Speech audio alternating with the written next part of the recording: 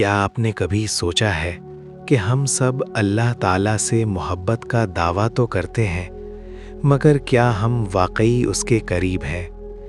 हम नमाज भी पढ़ते हैं, रोज़ा भी रखते हैं, तस्बीह भी करते हैं, लेकिन फिर भी दिल बेचैन क्यों रहता है?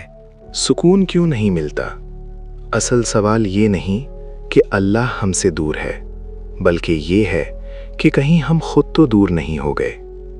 अल्लाह ताला कुरान मजीद में फरमाता है, और जब मेरे बंदे आपसे मेरे बारे में पूछें तो कह दीजिए कि मैं करीब हूँ।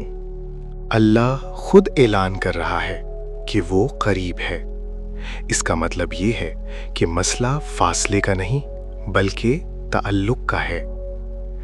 अल्लाह का कुर्ब हासिल करने के लिए सबसे पहला कदम फराइज़ की दुरुस्त अदायगी है।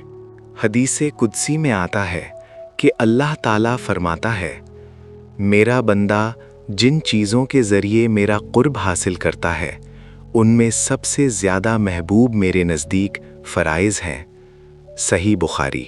अगर हम अल्लाह के करीब होना चाहते हैं तो सबसे पहले अपनी नमाज को दुरुस्त करें। नमाज सिर्फ अदा करने का नाम नहीं बल्कि दिल से अदा करने का नाम है। जब नमाज संवर जाती है तो बाकी आमाल भी संवर जाते हैं। फराइज़ के बाद नवाफिल का दर्जा आता है। इसी हदीस में आगे है कि बंदा नवाफिल के ज़रिए मेरा कुर्ब हासिल करता रहता है, यहाँ तक कि मैं उससे मोहब्बत करने लगता हूँ। ज़रा सोचें, जब अल्लाह अपने बंदे से मोहब्बत करने लगे तो उसकी ज़िंदगी कैसे बदल जाती होगी। फिर उसकी दुआएं भी कबूल होती हैं और उसकी हिफाजत भी होती है। अल्लाह के कुर्ब का एक बड़ा राज दिल की सफाई है। कुरान मजीद में इरशाद है, जिस दिन ना माल काम आएगा ना औलाद, सिवाय उसके जो अल्लाह के पास पाक दिल लेकर आएगा। सूरत अश-शुअरा 88-89। अल्लाह ताला को हमारी ज़ाहिरी शक्ल नहीं बल्कि दिल की कैफियत अजीज़ है। हसद, तकब्बुर, बुग़्ज़ और नफ़रत दिल को स्याह कर देते हैं और यही चीज़ें अल्लाह के कुर्ब में रुकावट बन जाती हैं। रसूल अकरम सल्लल्लाहु अलैहि वसल्लम ने फरमाया, ज़मीन वालों पर रहम करो, आसमान वाला तुम पर रहम करेगा। तिर्मिज़ी। अगर हम चाहते हैं कि अल्लाह हमसे राज़ी हो तो हमें उसकी मखलूक के साथ नरमी और मोहब्बत से पेश आना होगा। किसी का दिल तोड़कर अल्लाह का कुर्ब हासिल नहीं किया जा सकता।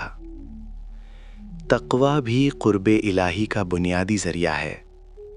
कुरान कहता है, बेशक अल्लाह के नज़दीक तुम में सबसे ज़्यादा इज़्ज़त वाला वो है जो सबसे ज़्यादा मुत्तक़ी है। सूरतुल हुजरात 13। तक़वा का मतलब सिर्फ ज़ाहिरी परहेज़गारी नहीं बल्कि तन्हाई में भी अल्लाह से डरना है। जब कोई देखने वाला ना हो और इंसान फिर भी गुनाह से रुक जाए, यही असल तक़वा है। बुजुर्गाने दीन के अक़वाल भी हमें यही सबक देते हैं। हज़रत हसन बसरी रहमहुल्लाह फरमाते हैं, तुम अल्लाह को उस वक्त याद करते हो जब तुम्हें ज़रूरत होती है, मगर अल्लाह तुम्हें हर वक्त याद रखता है। हज़रत अली रज़ी अल्लाहु अन्हु का कौल है, मैंने अल्लाह को अपने इरादों के टूटने से पहचाना।